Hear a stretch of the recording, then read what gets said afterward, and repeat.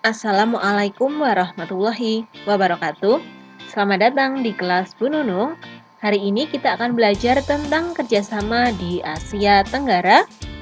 Materi IPS tema 4 kelas 6 SD. Batik merupakan budaya asli Indonesia, bahkan menjadi budaya khas Nusantara. Batik merupakan budaya yang berasal dari daerah Yogyakarta lalu menyebar ke daerah lain seperti Pekalongan, Solo, Magelang, dan daerah lainnya. Kata batik berasal dari bahasa Jawa yaitu amba dan titik. Amba berarti menulis dan titik merupakan teknik pewarnaan dengan malam yang menggunakan cara di titik-titik. Sejak tanggal 2 Oktober 2009, batik ditetapkan UNESCO sebagai warisan kebudayaan asli Indonesia.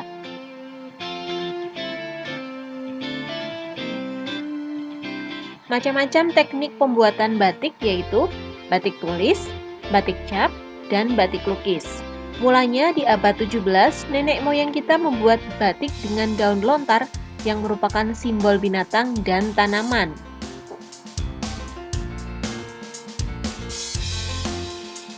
Macam-macam kerjasama Indonesia dengan negara di kawasan Asia Tenggara. Di era globalisasi ini antara lain kerjasama bilateral yaitu kerjasama antar dua negara. Kemudian ada kerjasama regional yaitu kerjasama yang dilakukan beberapa negara di kawasan atau wilayah yang sama. Contohnya kerjasama ASEAN. Kemudian kerjasama multilateral yaitu kerjasama yang dilakukan oleh dua negara atau lebih. Contohnya adalah PBB. Biasanya kerjasama ini mencangkup berbagai bidang, mulai dari bidang ekonomi, sosial budaya, pendidikan, politik, serta pertahanan dan keamanan.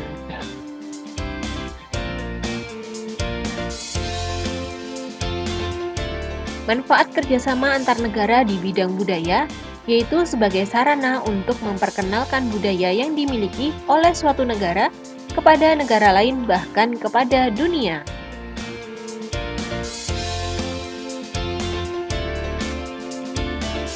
Peran Indonesia dalam kerjasama bidang sosial budaya di dalam lingkup Asia Tenggara atau ASEAN, antara lain mengadakan festival budaya negara-negara ASEAN pada ASEAN Culture Week.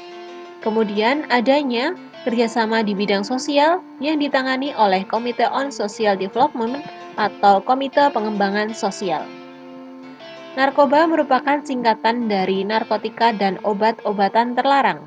Beberapa penyebab peredaran narkoba makin meluas, yaitu semakin pandai para produsen dalam memasarkan obat-obat terlarang tersebut, mudahnya mendapat obat terlarang tersebut, serta banyak permintaan pemakai dari berbagai negara. Dampak buruk dari pengguna narkoba yaitu bisa mengakibatkan gangguan pada sistem saraf, bisa mengakibatkan gangguan kesehatan, mudah tertular penyakit HIV, menyebabkan gangguan mental dan mengakibatkan kematian jika overdosis.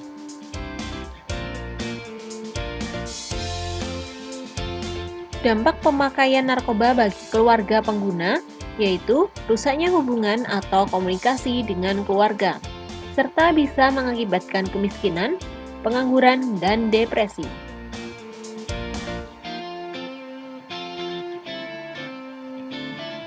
Kemudian dampak buruk penggunaan narkoba di lingkungan sekitar yaitu memancing timbulnya tindak kejahatan, rusaknya kondisi lingkungan, dan meningkatkan taraf kemiskinan.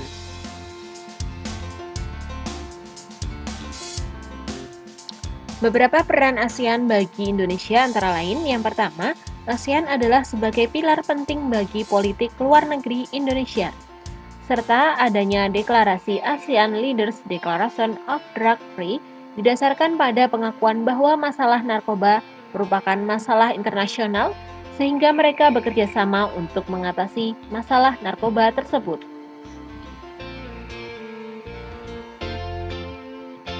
Dampak narkoba bagi negara-negara ASEAN yaitu menimbulkan kesengsaraan terhadap individu-individu.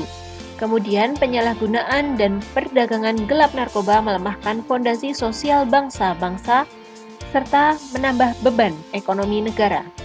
Kemudian juga bisa menimbulkan aktivitas-aktivitas kejahatan yang dapat mengancam stabilitas negara-negara ASEAN. Upaya-upaya yang dilakukan Indonesia untuk memberantas narkoba antara lain membuat peraturan perundangan dan badan khusus dengan UU nomor 35 tahun 2009 tentang narkotika.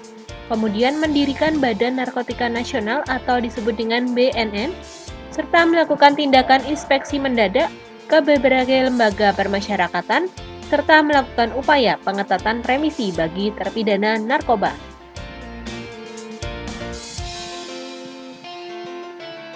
Terima kasih telah menyimak video ini. Terus dukung dengan berikan like dan subscribe. Sampai jumpa lagi. Wassalamualaikum warahmatullahi wabarakatuh.